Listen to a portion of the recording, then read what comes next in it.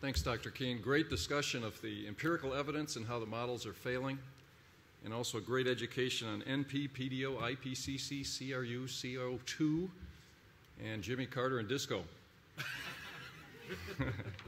So our next speaker is Willis Eschenbach. Willis is one of the few self-taught amateur scientists whose work has been published recently in scientific journals, including Nature magazine. He also frequently publishes both original scientific research and commentary on the blog What's Up With That? And as a result, he's one of the better-known climate science authors and one of my favorites. Willis writes on everything from ocean acidification to the IPCC to the greenhouse effect. Great stuff. He's currently employed as a house carpenter. Finally, he has the odd distinction of being the person who filed the first Freedom of Information request to the University of East Anglia, unwittingly setting off a chain of events which eventually culminated in ClimateGate. Please welcome Willis Eschenbach. Thank you kindly. I'm going to talk today about measuring the effect of climate on the biosphere, and in particular the research that I did on extinctions. You've probably all heard various numbers bandied about the great number of extinctions that are supposed to be going on. We're supposed to be in the great sixth wave of extinctions. This work arises out of something called the species area relationship, first proposed by a man named Arrhenius in the 1920s.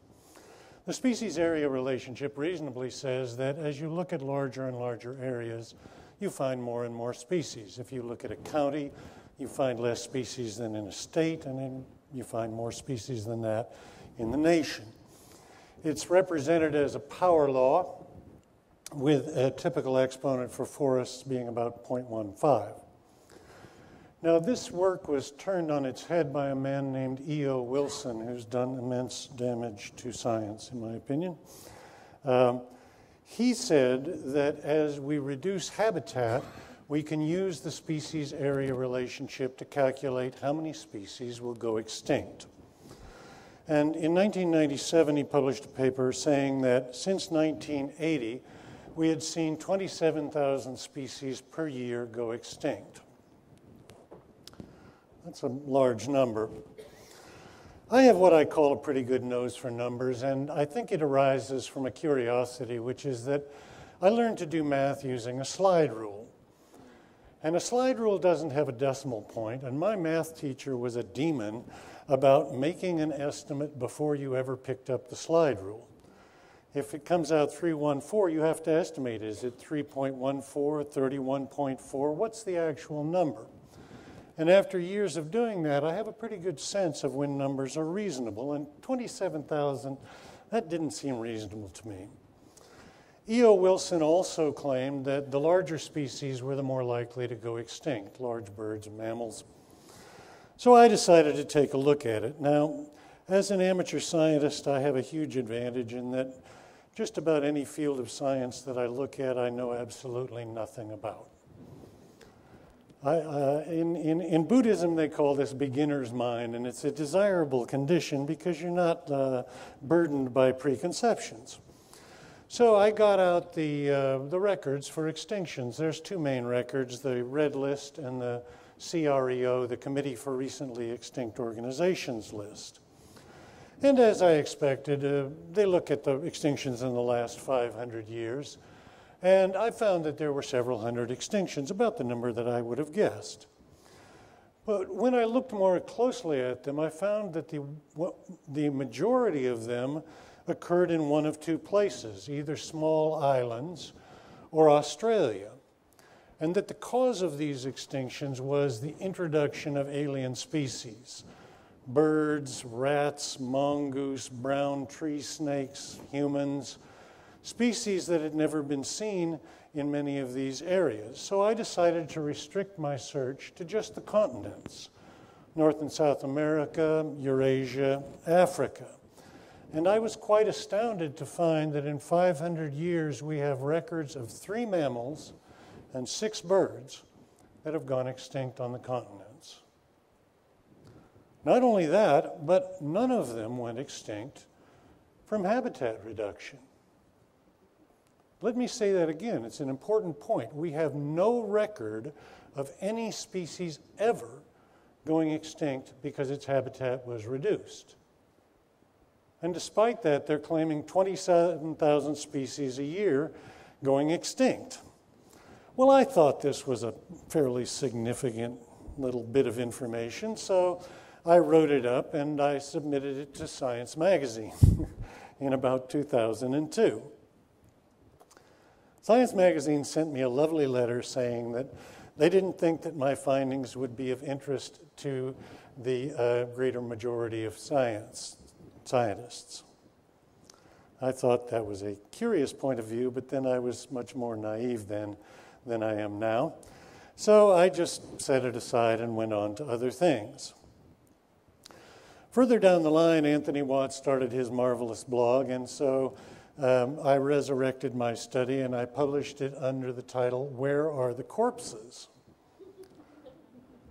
And my point was, if we're getting 27,000 species extinct per year, according to the estimates of the numbers of species, which are all over the place, but typically around 10 million, we should have seen about 1,000 extinctions of birds and mammals since 1980, according to E.O. Wilson, and we haven't seen a single one. Where's the corpses? Where's the evidence? So I wrote that up, and I had the immense good fortune of having it read by Dr. Craig Lowell, who's here today and who spoke yesterday. And he made the most generous offer of collaborating with me to see if we could get it published. He did the hard work, which is translating it into Scientese, which is an obscure language that I don't speak all that well. It tends to be like that German Gothic black letter where the aim of the game seems to be to make the paragraphs totally impenetrable, all entirely one box of black. I'm not good at that at all.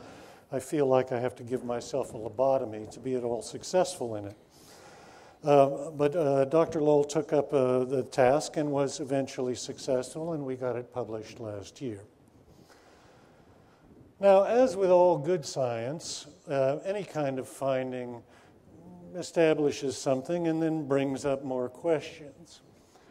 The question that brought up for me was, why doesn't it work? Why doesn't the species-area relationship work to predict extinctions? There was also a paper recently in Nature magazine which basically said, you remember that 27,000 extinctions? Well, not so much. Now, my point is, it's not so much, it's zero. They claimed that the problem was we're using the wrong exponent in the power law, that we should use a smaller exponent. But as near as I can tell, unless the exponent is zero, we have no evidence to show that it works at all. So I got to thinking about why it would work, and my final conclusion was that the species have all been there and done that. The species that we have today are the survivors of the climate changes. They're the ones that made it through the ice ages.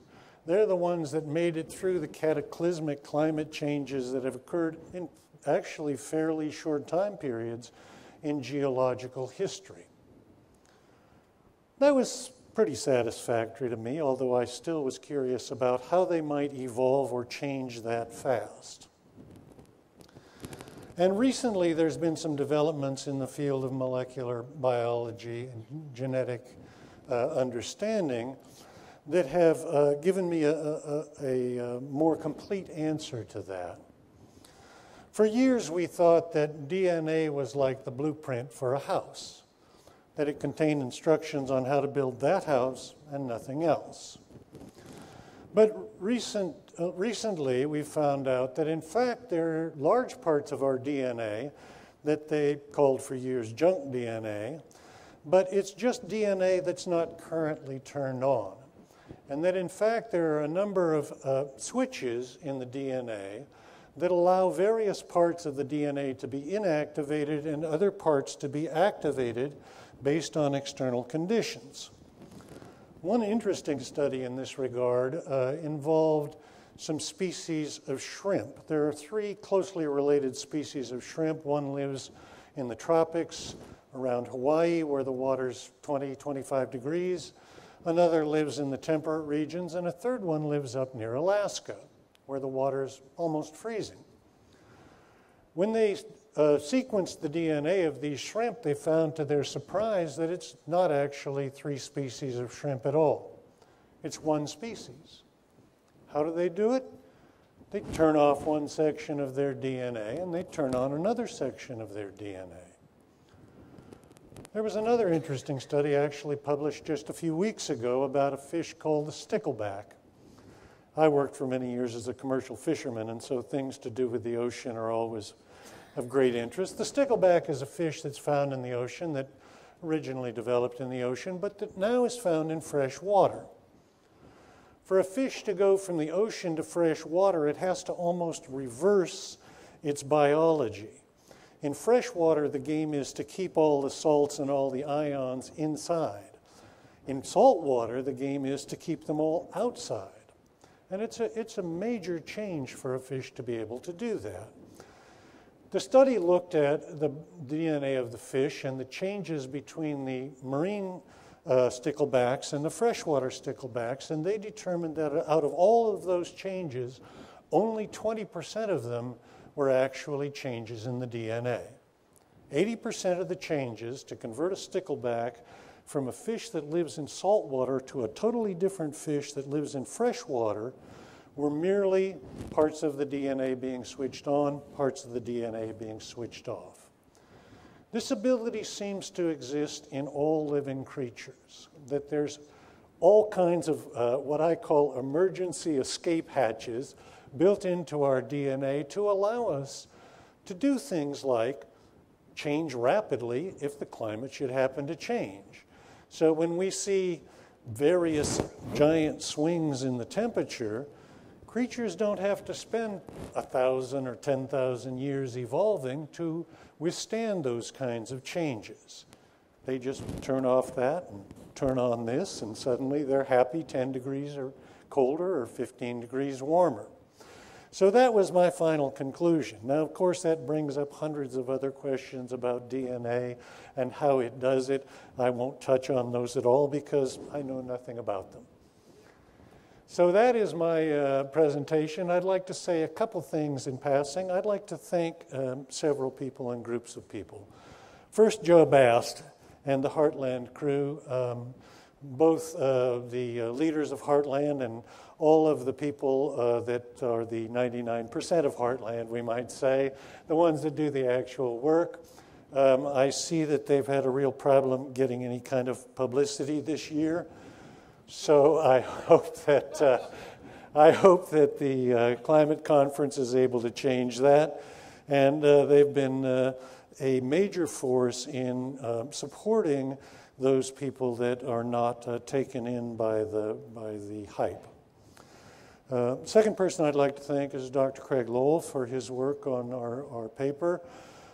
Finally, Anthony Watts. I write for What's Up With That. It's a curious blog in that everyone reads it. Skeptics read it to find out what the latest hot news is, and AGW supporters read it to find out what the lunatics are up to these days. So it's the most widely read climate blog on the planet. I know that it represents an immense effort on Anthony's part, and I would like to thank him for the same thing that I want to thank Heartland for, which is providing room for citizens like myself who are not PhDs, as you see on my modified card over there, to participate actively in the scientific process. I see this as a part of the future of science. Science is a marvelous system. You put your ideas out there and people try to rip them to shreds. And they've been quite successful at times with me, and at times they've been totally unsuccessful. And the more people that you have looking at your ideas, the better science works. And so the blogs, and in particularly What's Up With That, they are an important and vital part of what I see as the new science, where people can put their ideas out and get them discussed, destroyed, taken apart, refigured, reconfigured, and either falsified or not. So my great thanks to Anthony for the work that he's done in that regard. One final thanks, that's to all of you, the people that are not taken in, that are willing to risk what I don't have to risk. I work building houses. Nobody cares what my ideas about science are. They're not going to fire me because I make the wrong claims. I don't have to publish or perish. But for many of you, there's a significant personal risk in the stance that you've taken, and I would like to thank you all for that.